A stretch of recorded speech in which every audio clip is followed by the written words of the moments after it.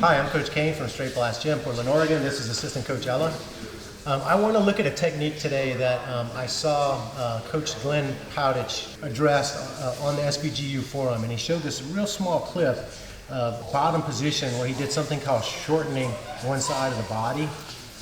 And I saw that clip and I thought about it for a long time, and I started trying to figure out how does that work and how does it apply to cross-side bottom. And so I want to give all the credit to Glenn on this. I think it's a fabulous positional thing, and it creates a really great structure. So here's how I think it works, and I hope Glenn can chime in and say if it's right or wrong. But I'm going to do this without Ella. I'm going to build a position here, and I'll do it from both sides so you can see. And so I'm going to build a bottom position that's really structurally strong with that idea in mind. So I'm going to bring this foot up like this, as far as I can get it towards my backside to give me maximum lift, and then I'm going to move it out to give me maximum thrust in this direction. And then here's something that's really interesting.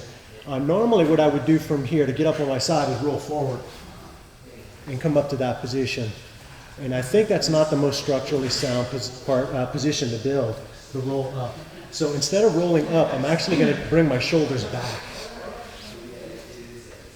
like this, and you can see it's actually shortening this side of the body because the shoulder is going towards the knee. So watch.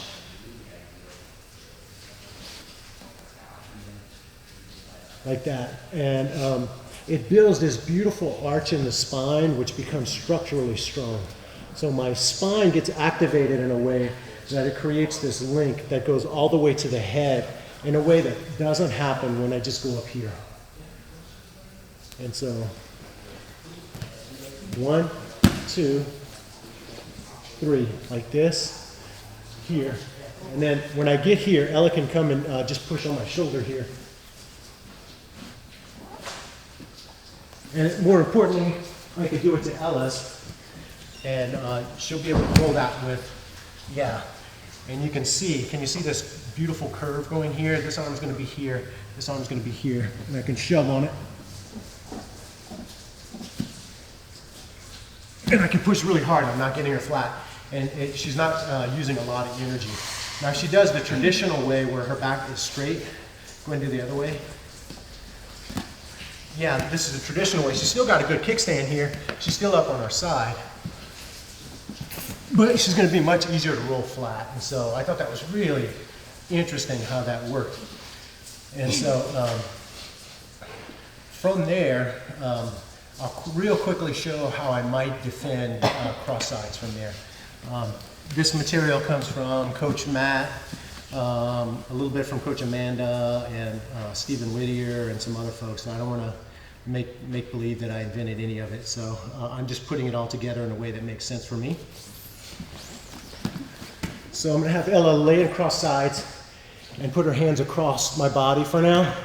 My bottom hand is, for now, it's just going to seek out like this. And then this near hand is just going to come and monkey paw her thigh like this. And now I'm going to build my position. Here, like that. Yeah.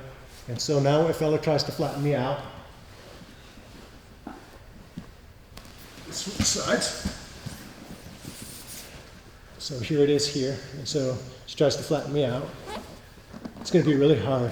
If she tries to knee me in the head with this one, because I'm monkey pawing it, it's going to be okay. Now this arm, I don't make a real strong, heavy frame, because what's interesting to me is if I frame hard with this, then it actually becomes easier for her to kill because it becomes a connection point. Yeah.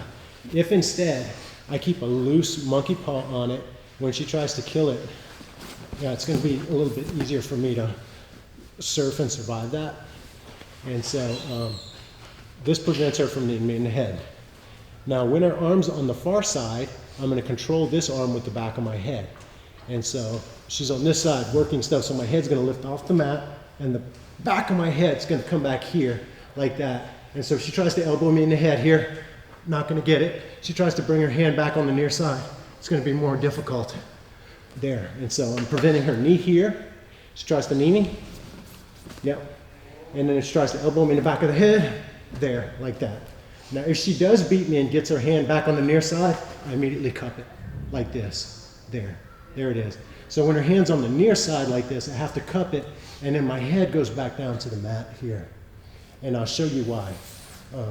Because if she does manage to get to the cross-face position, if my head is up, I'm really sunk there. If her hand's on the near side and I get my head to the mat here, now when she tries to cross-face, it's going to be a bit more difficult. Now I'm gonna block the cross-face out from this good position. So to block the cross-face out, my head goes back, and then my ear seeks the mat like that. And as she starts to cross-face, my hips lift off the mat. So watch what happens. Go ahead and get the cross-face. And it closes the space down. And then when she comes out, I bring my hips back down, which is important because your hips up in the air actually make you more vulnerable to getting flat. And so when she tries to cross-face, my hips lift. And then when she comes back, my hips go back down. And so she's going to have her hand across.